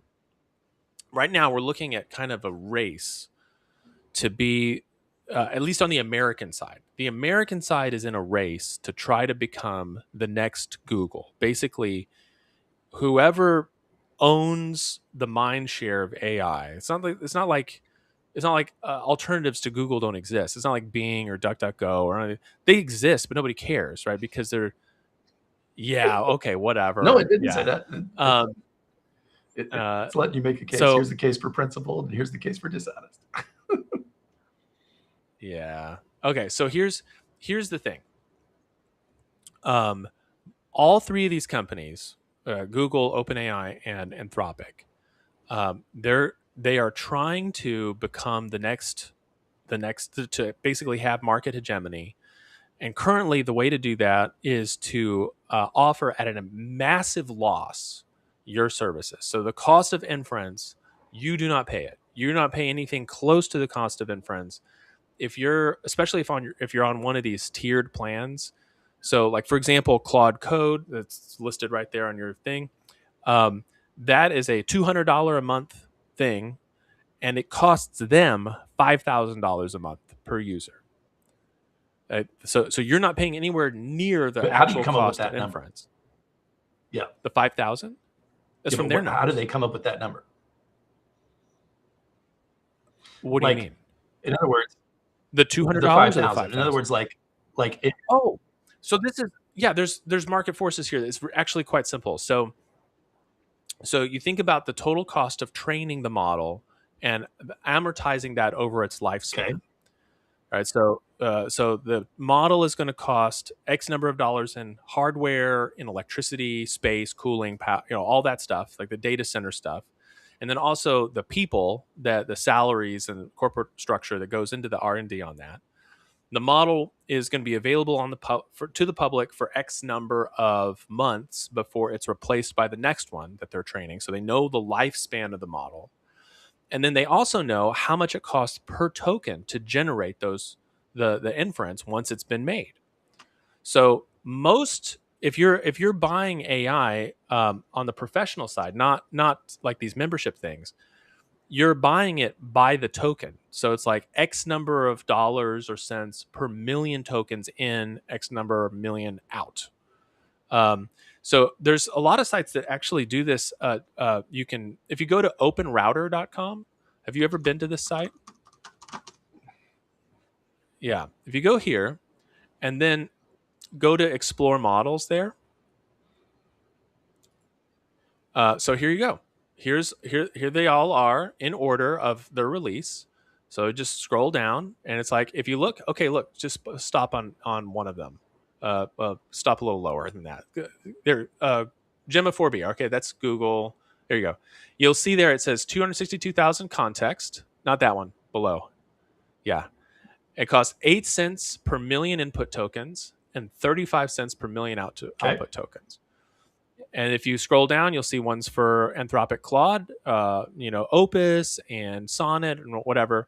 And that is the cost that is passed on. That more accurately tracks the cost of inference. Oh, I see. If you're paying through the API, you're saying you're paying more what the cost structure is. Paying more what the cost structure is. So they're heavily subsidizing the membership ones in order basically that you become dependent on their software and you're locked into their software. Would hope. Yeah, exactly. Yeah. That's what they're hoping for. That's what all three of them, right? So the three big American ones are all doing the same thing. So it's not like that's any different. And they're thinking like it doesn't matter. I mean, OpenAI basically said this. It doesn't matter how much money we lose doing this. I mean, we're going to lose billions of dollars a year, every year, chasing this because once we get it, once we are they're the not. Google. So this is why I was asking, like, where are they getting this number? Yeah. So like,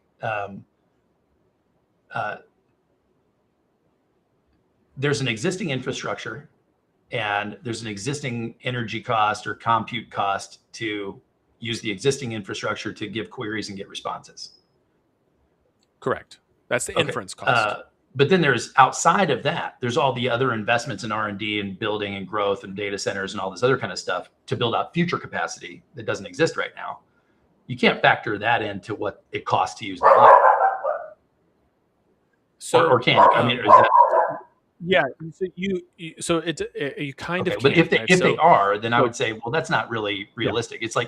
It's like the argument we used to have about Amtrak living in DC. It's like, look, Amtrak, the Northwestern Corridor from DC up to Boston and back. That's the Acela corridor.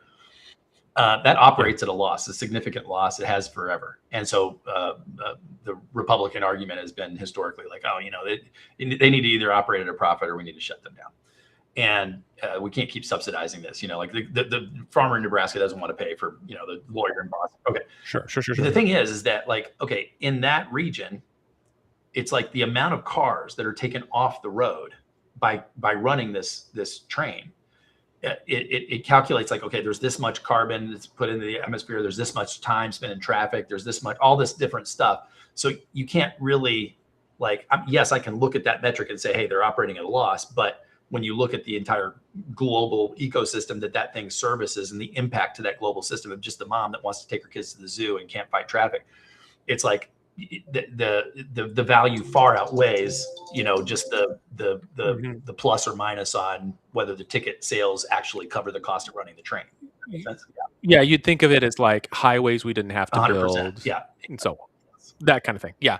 So don't look at it quite like that because there's so much competition in this. It's not like you've got 9 different railroad tracks all running at the same time, right? There's just one. So it's hard. That kind of stuff is really hard to gauge. But because we have multiples of these, so instead of looking at Claude, look up when you search for a model, look for Kimi K2. Okay. And what you'll see. Yeah, do K25 there, the second one there. Now, and if you go down to providers and click on the tab there, and you scroll down, you'll see that there's several companies that will serve up this model for you. As opposed to you downloading it and running on your own computer. Well, yeah, K25 is so big, probably no one outside of like dedicated researchers would have a computer that could run this.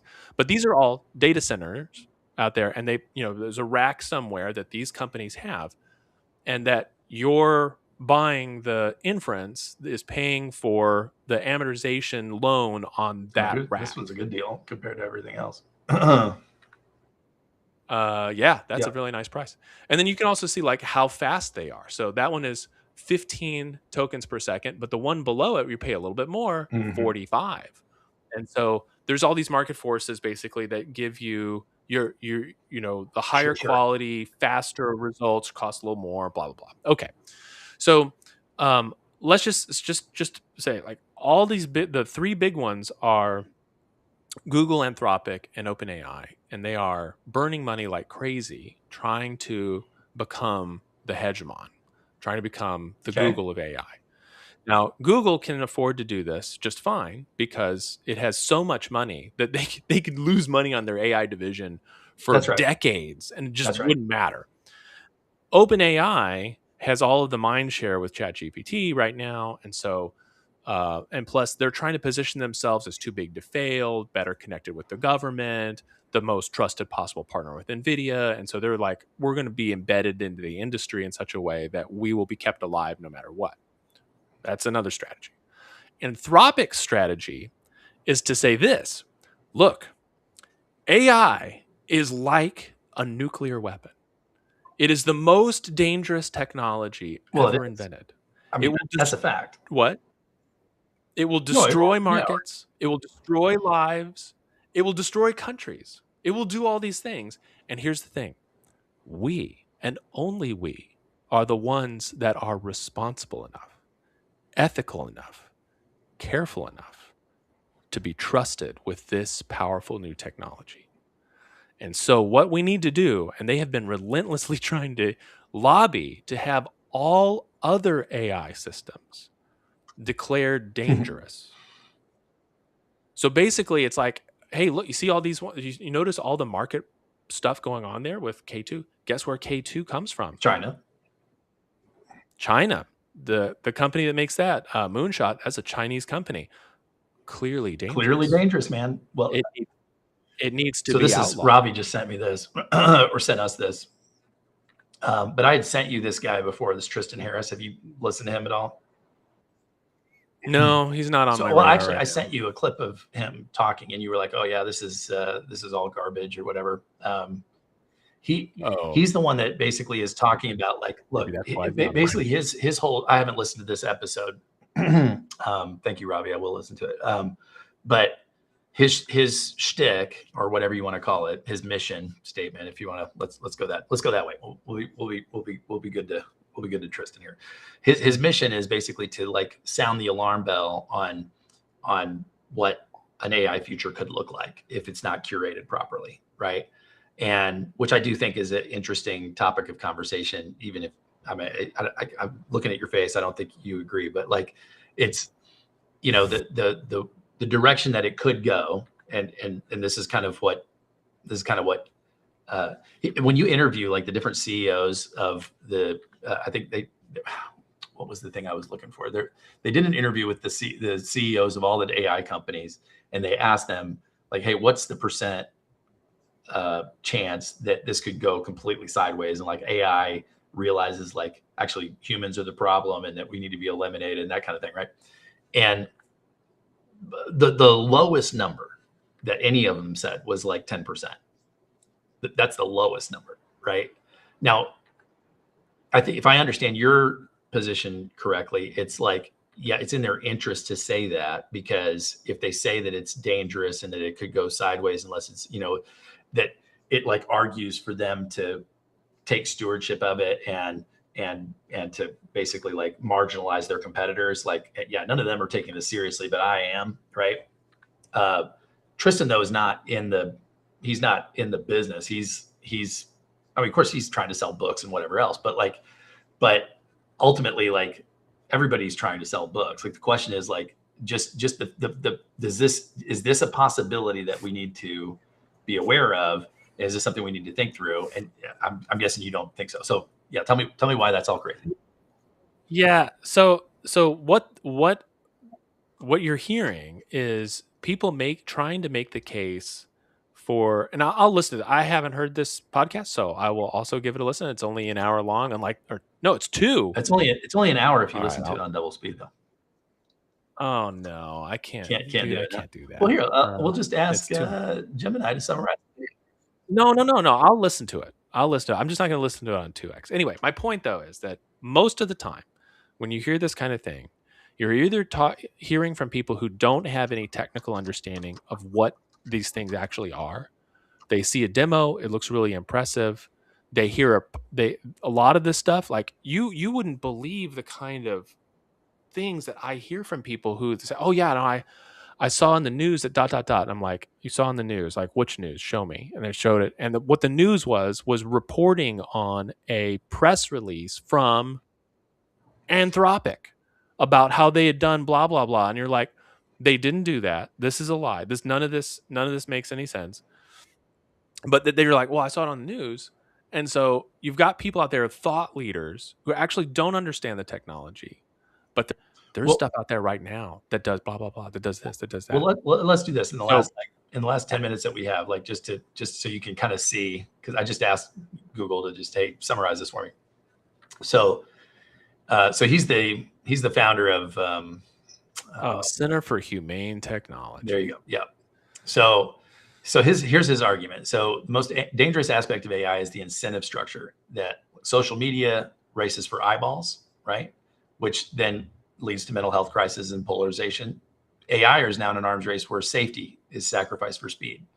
So use the metaphor that while AI provides a nation with external steroids, GDP growth, military power, while simultaneously causing internal organ failure, mass joblessness, loss of truth, social instability. And I think honestly, like you're already kind of starting to see some of this anyway. Aren't you? Like you do this all the time. Like used to be if I sent you an article or you sent me an article, I say, well, hey, this guy's got some interesting things to think about. And then I would respond and be like, yeah, but that's on zero hedge, man. Like, I mean, these people are far right, or, hey, here's this guy, he says this, and it's like, okay, I just Googled him and that guy's a Zionist and works for, like whatever. So it's like, I mean, not that, hey, they have the right to their opinions too, but like, at least, I want to curate like who I'm listening to. Sure. A little bit, at least to filter what I think about what they're saying through the lens of whatever they might be motivated by. Right. With AI, like already, like you have to go through so many different results just to get to a real result. Like there's so much crap, and I think we're only seeing the tip of the iceberg. Like there's so much. Like how many times have you looked at something in the last, even year and been like, is this real? Like I need to go figure out, like, is this real or was this AI generated? Like you have to do that all the time now. Like in fact, if you don't do that, you're kind of a moron in my opinion. Like, I mean, you should be doing that. And that's not something that we used to have to do. So I think this whole like loss of truth. Now you could say, well, yeah, whose truth, and so now we need to have a truth commission, like, I mean, 100%. I agree with, there's some dark things there, but like, is there nothing to be concerned about here? Like, so I'll tell you what. Maybe the remedy is worse than the problem, but like, I mean, I will listen to it. Okay, I'll listen to it, and I'm going to make a prediction right now. Okay, and the next time we talk, if I'm wrong about this, I will publicly say I was wrong. Okay. Well, but that you do that pretty well. You do. I know, but I'm not going to try to spin and be like, well, if you look at it this way, I was actually right. It is almost certainly going to be this guy. Is almost certainly going to not know what he's talking about. He's going to be feeding off of press releases and like sensationalized news, and he won't know that he doesn't know what he's talking about. And then the other thing is his solution, and this is me going a bit on a line. I'm very certain about the first one.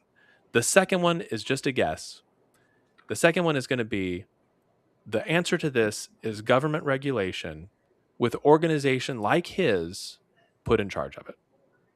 That is going to be my two recommendations, predictions. I can almost promise you that the second one is not true today, but I'm sure that would be a nice little perk for him if it turned out that way. It's like, I remember when. Well, I'm not saying that his organization specific, but an organization like his. Well, no, I mean, be in charge of managing this on behalf of the people. Well, I remember when I'm trying to remember the protocol now, but I remember when Windows, I think it was Microsoft, they came out with some standard. This was like decades ago, but you and I talked about it when we were much younger, obviously. But it was like, oh, this is really clever. They came out with this standard, and then. We're like here, it was in this open source arena. They declare, okay, here's the standard for this in order to be able to operate on Microsoft systems or whatever. And actually, there was no standard that existed before. Like people were, well, some people do it this way, that way, and then they came out with this particular standard, and then it was like, well, now they can, as time progressed, more people use the standard because whatever. Then it was like, okay, now we have a board and we enforce it. So it's like it was a voluntary thing for simplicity's sake before, but now it's turned into a control mechanism, which I think many things turn out to be that way in life. So I wouldn't surprise me if that's ultimately where it does go. In fact, I would almost certainly think that like that's an inevitability, frankly, because you don't hear like who's a voice in the AI community of any stature who's saying that, oh, it's all positive, it's all upside, there's no doubt. Like there's obvious downside. Like the biggest downside to me, the biggest roadblock that let's pretend all these people are complete let's write them all off. Do you not think, like, how would you tackle the idea that as this replaces more and more and more jobs, which it is, and as it increases capacity, increases capability, and pushes its way into more and more roles, what do those displaced people do? Like, how do you deal with the economic displacement of, I mean, because I've heard people. In fact, I was on the All In podcast, is one of my favorite ones. These billionaire guys talk about the things they're investing in, and a couple, I think all of them have some AI ventures going, and it's a good podcast anyway, just in general. But their take on it is like, hey, there's always been disruption. Like when the car was introduced, you had all these people that were necessary to take care of horses, and poop scrapers on the street, and all this different stuff. That entire ecosystem basically like collapsed over a decade, let's say, from early adopters to late adopters. Eventually, everybody's got a car, and nobody needs people taking care of their horses anymore that way. And I think you sent me that meme too, like here's horse or whatever, right? The one where he's galloping across the plain, and didn't you send me that? Yeah. So like, to me, it's like, okay, they introduced Uber, and that displaced taxi drivers. Like, okay, they introduced this, and it displaced that. That's life. They introduced the factory, and that replaced all this. So, you don't need the army of people with the green visors doing, calculations on paper anymore, because we have Excel, and so things like, but this is way bigger than that, because, and I think that's when he's talking about like a nuclear bomb, it's like, it's not what AI is capable of now, or even what it's capable of in the next several months or maybe a year or whatever. But when it crosses the point to where it can refine its own code recursively, which that's what the goal is to create one of these things that's smart enough to work on itself. And when it does that, then for example, I'm setting up a home server here, and so I'm on AI, asking for help with different coding and writing these Linux files and some simple Python scripts and things like that. And it's helpful. And so I'll take it, I'll look at the code, I'll be like, no, I want it to do this more. And we get something that works, I'll deploy it. And then there's pushback from the system in some way. I take the pushback, give it back to the AI. Hey, here's what I'm dealing. Oh, okay. Well, that's because you're on this system. You need to work with these permissions and restructure this and turn this on and turn this off. But if I gave the AI access to my file system and said, hey, write me this, it would go through all those iterations lightning fast. It would encounter all of the pushback that I'm getting. It would script the code in real time, and we would be done in like 10 minutes, what took me 4 hours to do, right? And so to me, that the natural that can already be done. Like if I had Claudebot running, I could do that right now. I just don't want to give it access to my system, so I haven't done that. But like, to me, it's like, that's possible right now. And the night and day difference between even using AI the way that I'm using it, which I think is pretty aggressively compared to some other people, it's still such a fraction of what it's actually capable of doing if I gave it a wider permission set, right? And so, okay, so just fast forward to where it is able to then look at its own code and address like the shortcomings in its own code. Oh, I'm not able to do that. Let me just rewrite this. And then it's like, okay, well, it's not the nuclear weapon thing is kind of a bad comparison in my opinion, because it's like the nuclear weapon is only really good for destroying things. Nuclear energy is a better comparison. It's like, okay, well, nuclear energy is a limitless source of energy if it's in a controlled environment and it's done safely with protocols, et cetera. That can transform the way that we use and consume energy on the planet. We can stop digging up coal. We can stop drilling oil wells. We can do all this other stuff if we focus on nuclear energy, for example. Oh, here's all the reasons why we shouldn't do that. It's dangerous, all these other things. Okay, so there's a balance there. And so we need some standards and we need some oversight, et cetera, so that the profit-seeking organizations that seek to do nuclear stuff don't do it in an unsafe way and blow up the planet or whatever, right? To me, isn't a similar discussion apropos for AI? You were asking? Yeah. So no, and for a lot of reasons. One of them is that all of the stuff that I've heard. So, I mean, it sounds to me like you've been reading the Anthropic blog, official blog. You know, it's like, I don't, but that's the kind the people that I may have been listening to may have been reading and believing it. So yeah. I'll give you that. And so a lot of the like, oh my gosh, you know, in 6 months and in a year, this is in a year. Oh my God, you know, look at the progress we've made. The next thing is this. It's like, no, we don't know any of that stuff. A lot of the progress that we've been seeing is all you do have these sort of emergent things that come out, but we're running into like real limits on what additional scaling does.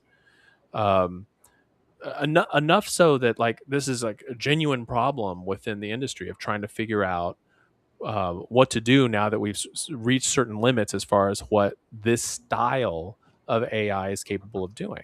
This style meaning what, like a chatbot?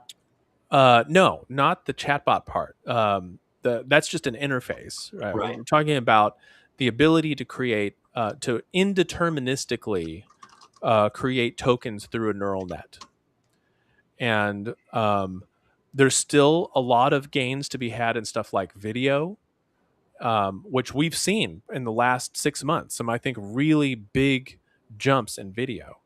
But when it comes to stuff like generating text, which programming is a type of generating text, then we're running up against some limits here. Like we're seeing like 5% boost here, 5% boost here, 5%. And yes, all those add up, and they might be able to add up in ways that are kind of cool and surprising. But you know, when I hear people say like, "Oh my gosh, you know, it seems like it's uncontrollable or whatever," it's like it's indeterministic. The whole point of it is that it's indeterministic. Like you can't give it rules that it will always follow, because that's not how token generation through a neural net works. Like that, you know, like people are talking about this stuff like it's like, oh, you know, very soon it's going to be able to. It's like it's going to be able to do the things you plug it into. Like a chatbot is not going to delete your files. If you give it access to your files, it can delete your files.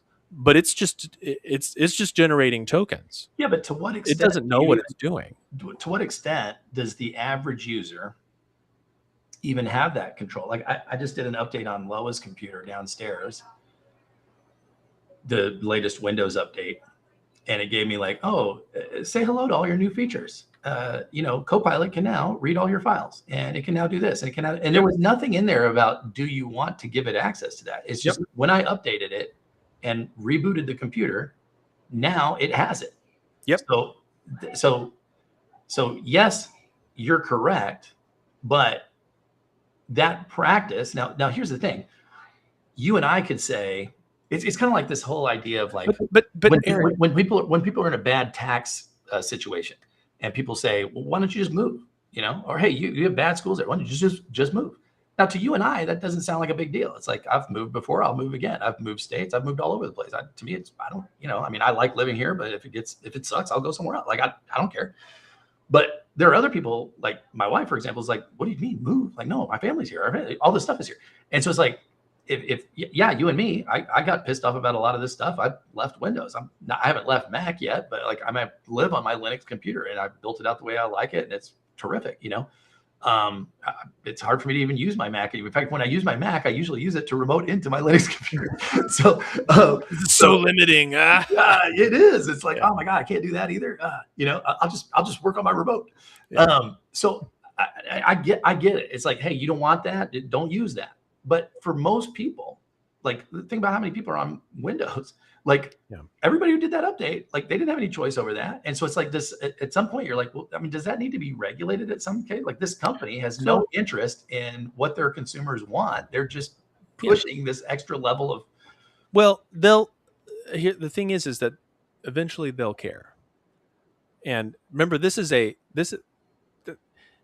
using Windows is optional. Yeah, but not to many people. Like if you work in a corporation and that corporation has that, then there you go. You know. Yeah. Well, and if you're not computer literate and you don't want to spend money on a Mac, like you're using Windows. You know, spending money on a Mac. By the way, we're talking about a company that currently, if you wish to go out and purchase either the most affordable laptop or the most affordable desktop currently, those are Macs. I know, it's crazy. Okay. Yeah. Now there are laptops that are cheaper. Not most affordable, most capable affordable. Well, I'm talking about like $500. Yeah, you know, like you can get cheaper Windows. Yeah. You can always get cheaper. Well, so it's like there are Chromebooks that exist that are $250, but it's like, oh, okay, but that's also not Windows. Right. No, but what I'm saying though is it's not like you're locked into this. And it's like, well, this is a premium option that costs $10,000. It's like, no, I mean, you don't like Windows, don't use Windows. Buy this. Like when it comes time to buy a new computer, buy that. Which, by the way, my ex-wife did that. She made the switch from Windows to Mac. She was like, hey, do you think it'd be hard to learn? I'm fed up with Windows. Christy did that. Yeah. Hey, I was like, no, it's not hard to learn.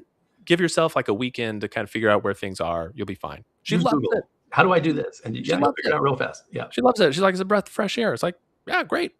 So like a lot of people, no one's trapped in this thing, and so it's like, well, right now, Microsoft feels like they can kind of use their users as resources to be mined instead of customers to please. Well, won't last, but the thing is too, and here's the thing with AI that I think if you think about, like, let's say we take the maximalist view. So this is not a view I have, but it sounds like the people you're listening to have a view kind of like this. Hold on, just so everybody knows, if you're still watching this podcast, this is about to be the most interesting thing you've heard the entire time, because Russell's about to tell you what he thinks. And he does not say what he thinks. I haven't thought about what he thinks first. So go. Unlike what I think, this is actually going to be well thought out. No. So if we take a maximalist view, which I do not hold, but you do, or not you do, but the people you're listening to seem to, okay, which compares AI revolution to the Industrial Revolution. Yeah. Okay. Let's say that's true.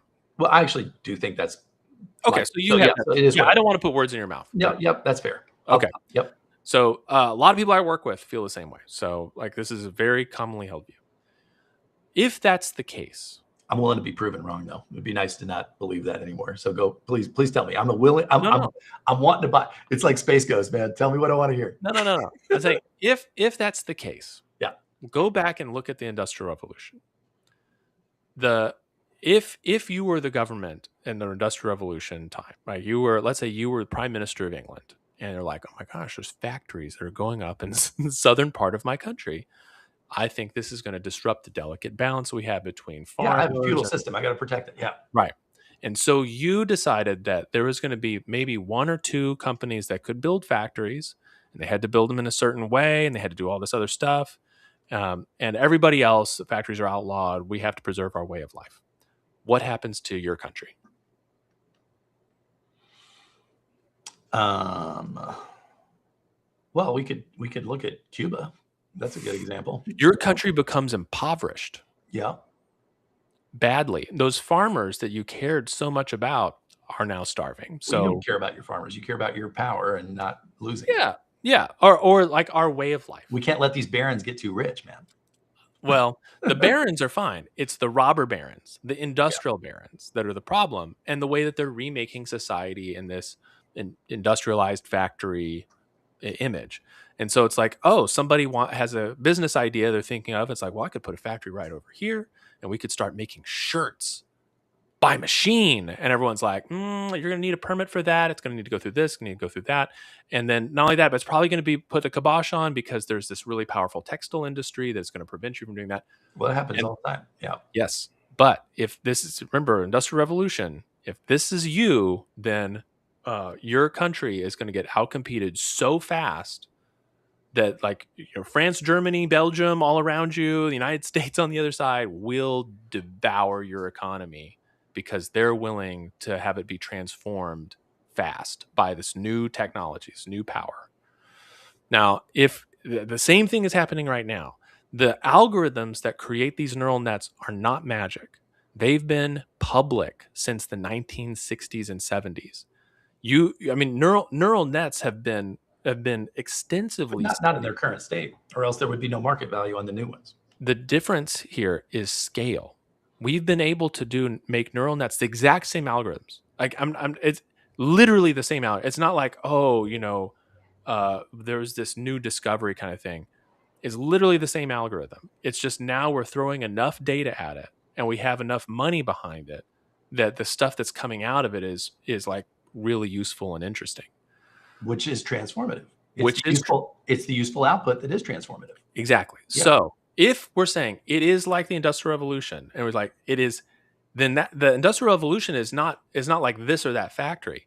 It's the idea that factories could be used this way and that labor could be organized this way in order to generate more profit than ever imagined. It's really the assembly line that's the innovation there, not the factory. Right. Yeah. Right. But then it's like, we can do this with everything. Like people get it in their head, like we can just do this with everything. Well, look at Michael Dell with Dell. Like, I mean, he was the first one to do that really at scale. Bringing that assembly line logic into computers, which is like these are not handmade things. We're just going to stamp them out, Yeah. So here's the thing. If that's the case, it's not like, oh, this technology we can lock it up because only we know it. Ravi just mentioned the transformer. Same thing, Yeah. Oh, yeah. Yeah. So this is public, and it's been public for a long time. And so there is nothing stopping any other country from continuing to develop these things, building them, using them, anything. Like there's nothing stopping them. So if we're like, in order to preserve our way of life, we're going to make sure it's not used within our borders. And if it really is the Industrial Revolution all over again, that means our economy gets devoured by all the other countries willing to use it. But if it's not, to your contention, then what's the problem? Exactly. If it's not, then there's nothing. We don't need a regulation anyway because it's not. Yeah. It's just a product. It's just a new digital product. So your contention is, okay, so either it's transformative or it's not. You're leaning toward it's not. So if it's not, we don't need new regulation around it. If you're leaning towards certain things, it's going to transform certain things. But it's not like societal wide transformation. Right. But if you're leaning towards it is transformative, then you still can't do anything about it because interesting. Yeah. That's why we're all headed towards nuclear winter, guys. Nobody can do anything about it. You heard it here first. The Ultimate Doomer podcast, right? Shortly before the heat death of the universe, we'll destroy ourselves. Yeah. So sometime before then. Yeah.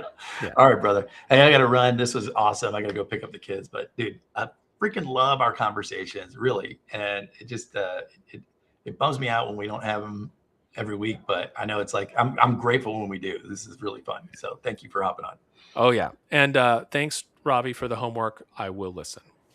Yeah, I'm going to listen to it now on 2X. No.